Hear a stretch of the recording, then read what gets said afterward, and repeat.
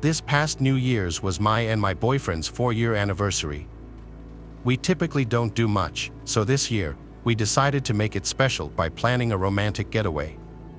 At the time, the two of us were living in Seattle, and we wanted to rent a cabin in a snowy small town for the weekend. We found a cabin on Airbnb with a hot tub, and we were sold. The cabin was, of course, the last house on the road. To get to it, you had to drive down a small remote private road that ended in a roundabout. Off the roundabout was a long uphill driveway leading up to our cabin. We got to the cabin, and it was snowy and beautiful. The cabin itself sat on top of a garage, and you needed to take stairs on the back side of the property to get to the front door. When we got inside, there was a booklet with all the cabin's info outlined.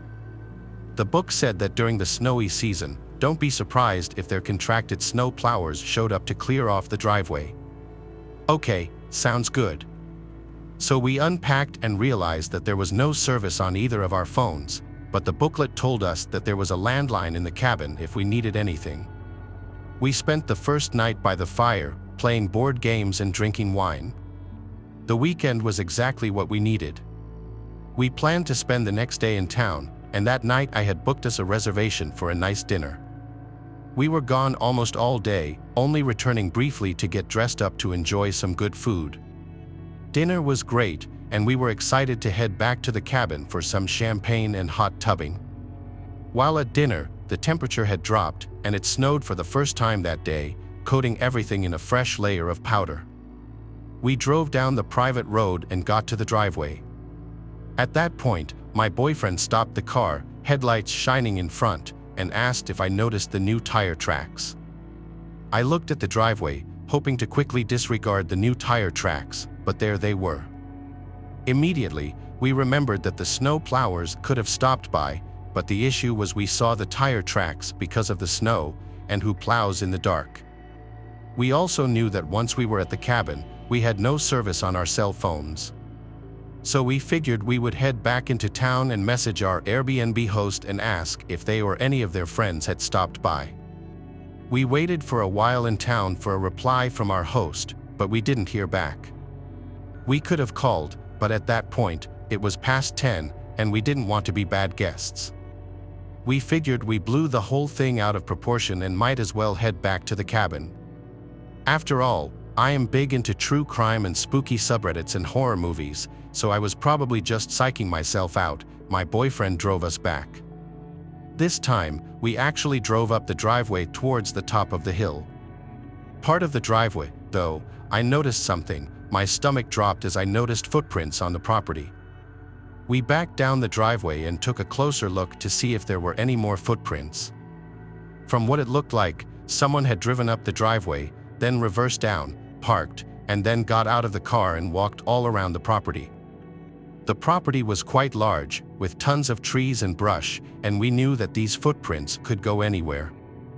The moment we saw the footprints, we decided to call the police.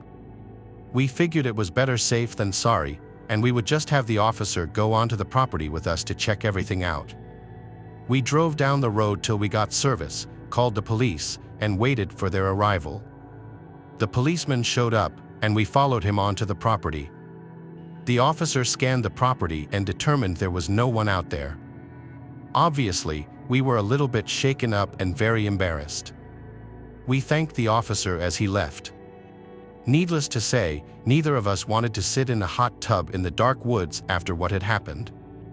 Instead, we locked the doors and watched a movie with champagne. We were both tired from the day and passed out pretty quickly. At 2 a.m., we both woke up on the couch with the TV on and all the lights laughing about how the night didn't turn out as planned. As my boyfriend went to brush his teeth, we heard a noise. It sounded mechanical and only lasted a few seconds. We looked at each other and froze. The garage door. There are very few reasons that someone would need to open the garage door of a guest-occupied Airbnb at 2 o'clock in the morning. Like I said, we woke up with all of the lights on, and the cabin had lots of windows. We knew that if someone was outside, they knew that we were here and that they could see us. I immediately grabbed the landline and dialed 911. Once again, we sat crouched in the Airbnb, praying for the police to arrive. We knew that whoever had made those tracks was still on the property, and this time they were making noise. As I sat talking to the operator, we heard a bang on our balcony as if someone was throwing something up onto it. I was losing my absolute mind when the operator told me the police were nearby. All of a sudden, they were there. We saw the police lights and watched them search everything. Then, soon, we heard banging on the door. It was the police, and we were okay now. At the door were two policemen, one in front of us and one a little behind, kind of kicking around the snow and looking at the ground. I immediately noticed the police officer in the back as the officer who did the initial check on the property. The officer told us that not only was the garage door shut, but it was locked, and again, there were no signs of someone on the property. We discussed leaving, but the officer said the road conditions were too dangerous at that time of night. I looked at the officer who had to come out to the property twice, and I felt I had deeply disappointed him. My boyfriend and I went back inside, locking all the doors again, and we tried to sleep. The next day, we were leaving. While we survived the night, I didn't feel right in the cabin anymore. It was forever the spooky cabin in my head, and I just wanted to leave. As we packed, we heard the same noise that we heard at 2 a.m. That's when I had the realization that it was the heater all that time. It was just the heater in the garage making this noise. My boyfriend looked at me and immediately said, "You need to give up your murder shows," and then walked away. As for the banging on the balcony, it was just a perfectly timed fall of a pine cone. I promise I'm not paranoid. I think back on this story a lot and I'm embarrassed about how little came of it, but also incredibly grateful for the same reason.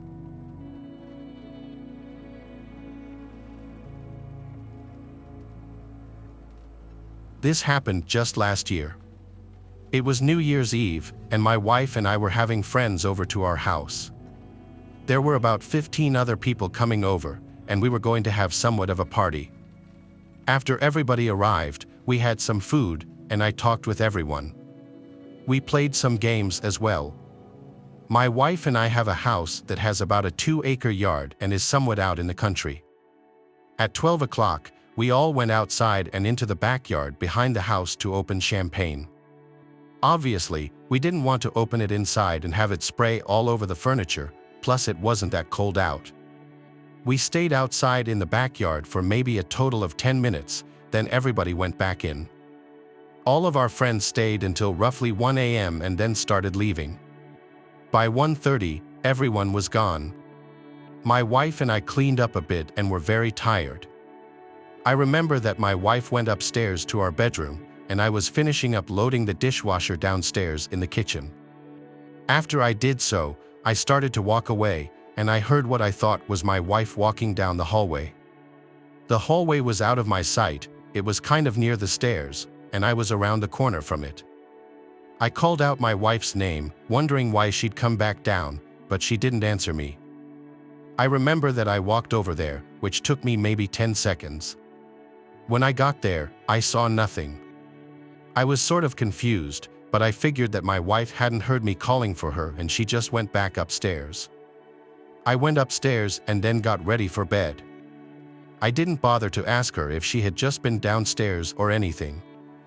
So after I got ready, I turned out the lights and got in bed. Everything became silent, and that's when my wife asked me if I heard that. I hadn't heard anything. I sat up and asked her what she had heard, and she told me that it sounded like somebody was walking around downstairs. I listened closely, and then I sort of heard it. I walked over to the doorway and opened it up very quietly.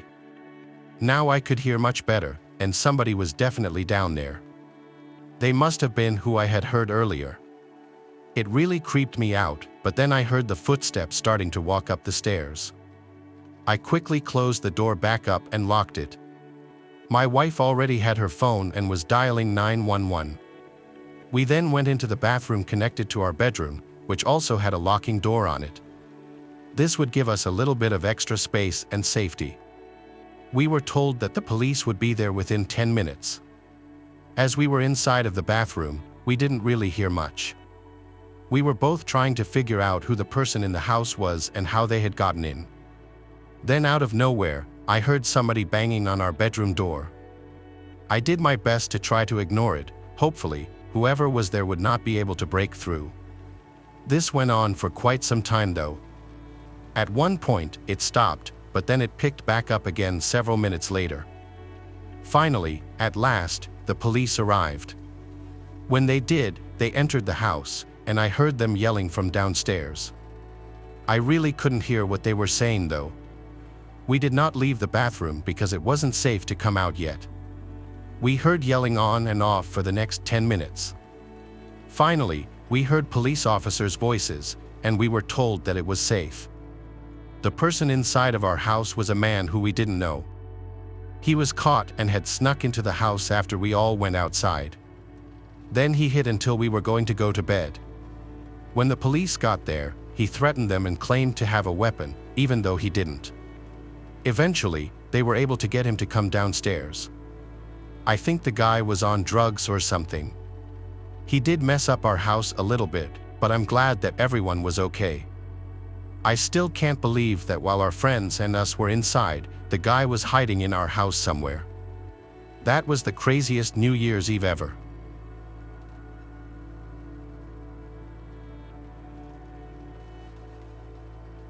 My friend Michael was throwing a house party.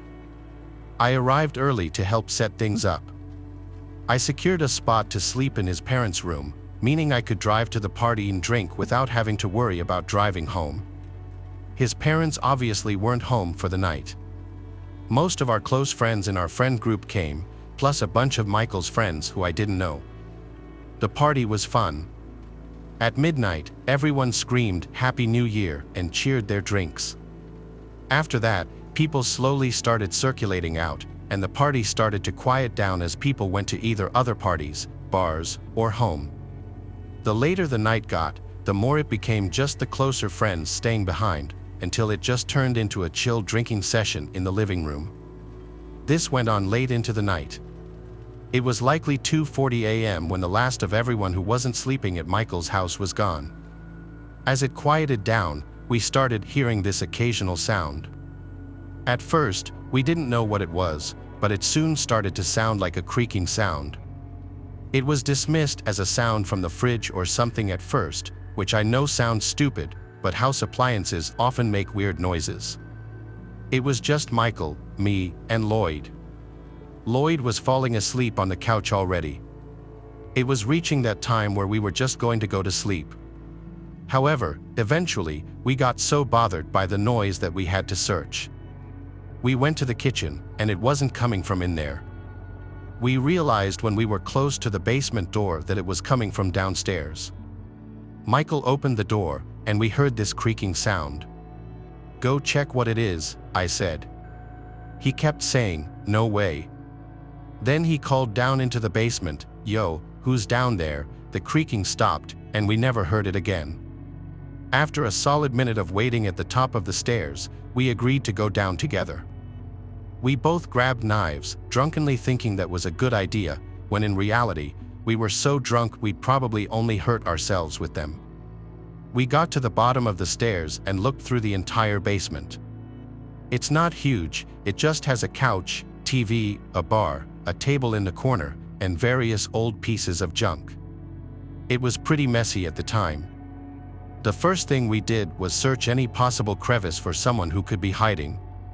Then we tried to figure out what could have been making that sound. I noticed a rocking chair, and so I went up to it, sat in it, and then started rocking in it.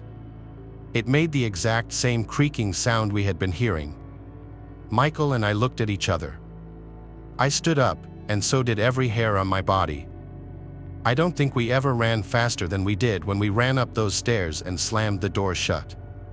We tried to come up with any logical explanation, but there was none. He kept the basement door locked for days until his parents came back. There was no living soul down there, but something was moving that rocking chair. That rocking chair used to belong to his grandma, who passed away forever ago, and it's just something his mom held on to for sentimental reasons. I can't say I've ever experienced anything resembling the paranormal before this, nor since then. It still sends chills down my spine.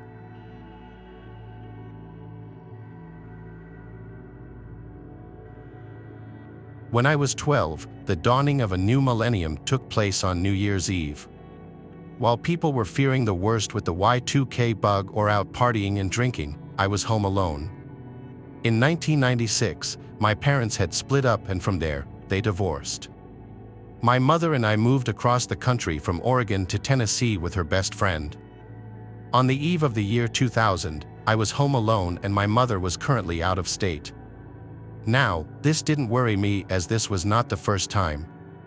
I often came home to find a note on the kitchen counter saying that they had gone to Florida for a few days and that there were groceries in the fridge. Since the divorce, she was habitually leaving me alone for long periods of time to go to Florida. We lived on a relatively quiet road surrounded by trees and set a few miles out of town. I knew most of the people, if not by name then by face, enough to wave and have a small chat with. I had never been given a reason to be afraid of being alone. On the night in question, I was staying up late watching television. I remember I was watching the movie His Bodyguard on the USA channel, and I had most of the lights on in the house. Not because I was afraid, but because at 12, I wasn't concerned with the electricity bills or even saving the environment. I felt completely safe and protected within my little bubble of home. As I was watching the movie, I kept hearing these weird sounds outside, but I remember thinking it was probably the neighbors. Though they weren't extremely close, a couple of them were having a party or people over for the holiday. About halfway into the movie, however, the power in the house suddenly went dead. I sat on the couch for a minute, just sort of in a panic daze because it was near midnight and pitch black. I remember thinking the power must have gone out and that it would come back on, so I just decided to sit on the couch with my blanket and wait. A few minutes passed by when I heard a noise in the kitchen where the back door is. My heart started racing in my chest because I thought it sounded like the back door being shut. The back door sits just off of the dining room, which is connected to the kitchen and leads directly into the living room where I was currently sitting on the couch. A few seconds passed after I heard the sound, and I was straining my ears to pick up anything that wasn't supposed to be there. Every noise suddenly felt magnified. When footsteps sounded on the floor, I immediately slithered off of the couch onto all fours, crawled around the ottoman, and started, as slowly and as quietly as I could, to make my way toward the space between the love seat and the couch. I knew I could fit under the side table and be completely hidden by the dark and the ottoman from playing hide and seek in the dark many, many times with my friends during sleepovers. I was nearly there when the footsteps became more apparent. I knew from the sound of them that whoever it was making their way through the kitchen now toward the living room. They weren't hurried or anything, it was just like they were moving around in the kitchen. I glanced up from where I was crouched on the floor, and to my horror, there was a dark silhouette standing in the doorway between the two rooms. To my credit, I didn't scream, however, I did panic. I stood immediately to my feet from my hiding spot and I ran down the hallway. I believe the only reason I wasn't grabbed by now is because the person chasing me had to get around the ottoman in the dark to follow me. I did what all children would do when they're afraid. I bypassed the front door, the guest bedroom, the bathroom, and I ran to the farthest door down the hallway, my room. In all honesty, I probably wouldn't have been able to get the front door unlocked and open in time as it was right off the side of the couch. As I ran into the room, I slammed the door shut and locked it. However, the lock was simply one of those little turn knobs that you can easily pop with a butter knife. I had barely gotten the door shut and locked and the person on the other side knocked on it. I have no idea why they knocked, if they did it to mock me or to scare me, but I knew in my heart that my little lock was not going to keep whoever it was on the other side out of my room. It didn't keep my mother out when we were arguing, and it certainly wouldn't stand up to brute force. I was panicking and on the verge of tears when the person started laughing. That after he had stopped, though being under my bed gave me no feelings of being secure. I didn't come out from under it because I simply had nowhere else to go. I thought about trying to go out the window, but I was afraid he might expect it and therefore be waiting for me on the other side. It was also several feet off the ground as the house was built on a raised foundation. I remember laying under my bed, terrified, for what felt like hours. At some point, I must have fallen asleep because I awoke the next morning to daylight. The fear of what had happened came back to me as soon as I registered where I was and why. Scared that whoever had been in my house might still be there, I decided to crawl out the window and run to a neighbor since it was daylight outside and therefore I felt less afraid. Crawling out this kind of window was a lot harder than it looks, and I did it less than gracefully as I was not, and still am not, the most coordinated person. Once I was back on my feet, however, I carefully made my way around the house. That's when I noticed that the back door was wide open. Scared but feeling braver now that I was outside and that it was morning instead of pitch black night, I walked back up the steps and started peering inside. Seeing nothing out of the ordinary, meaning no terrifying man leering at me basically, I decided to go inside. Looking back, I cringe at how stupid this could have turned out, and I wish I would have told my younger self to make the smarter move and just go get help. But thankfully, no one was inside the house. I did a terrifying, heart-pounding room-to-room check, looking in closets and under beds, behind the couch, and anywhere I thought even a small child might be able to fit. I even popped the lock on my mom's bedroom so I could check it, and then relocked it afterward. When I was positive there was no one there, I went back to lock the back door. I had left it open in case I needed to escape, and I noticed that the breaker box on the opposite wall was open. The main switch had been pulled. I flipped it back on, locked both locks on the back door, and checked all the windows and front door. Then I called my mom, where I once again broke down crying hysterically. She called a coworker, who came and stayed the entire day with me as they drove back. My mom still took random trips to Florida after that, but I always went with her from then on.